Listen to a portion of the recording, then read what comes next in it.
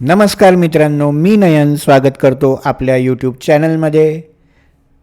मित्रांनो, युडायसचं आपण staff portal finalise केलं होतं, सर्टिफाईड केलं होतं, पण विद्यार्थी पोर्टल आपण सर्टिफाईड केलं नव्हतं.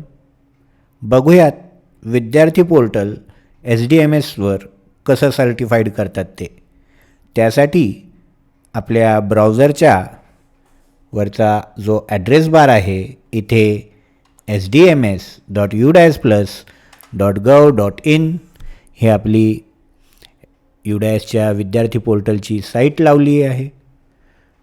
आपला युडायस कोड आणि पासवर्ड एंटर करून कॅप्चा कोड फिल करायचा आहे.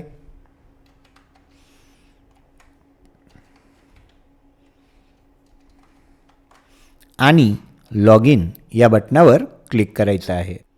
लॉग इन झाल्यावर जो आपला डॅशबोर्ड समोर येतो आहे त्यामध्ये 25-26 आणि 24-25 दिसत आहे. आपण 25-26 या करंट ॲकॅडमिक इयरवर क्लिक करणार आहोत. Close.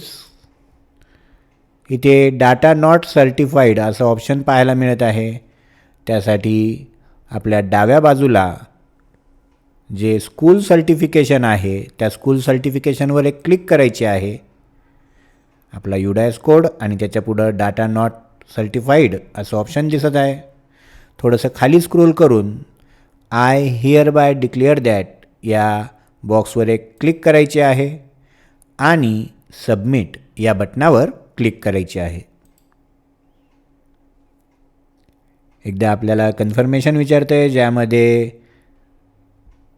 Data can be edited after certification, की तुम्ही जरी आता ह्याला सर्टिफाईड केलं तरी तुमचा डाटा तुम्ही बदलू शकताल.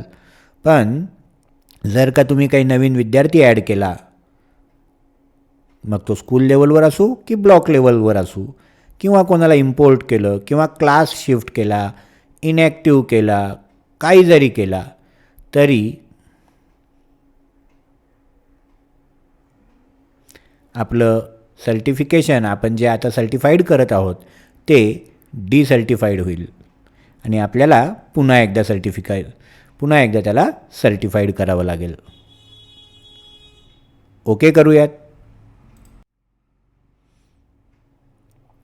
Thanks for submitting student data. Certification date and time आपल्याला इथे पाहायला मिळतो आहे. अशा पद्धतीने आपण आपलं विद्यार्थी पोर्टल सर्टिफाईड केलेलं आहे.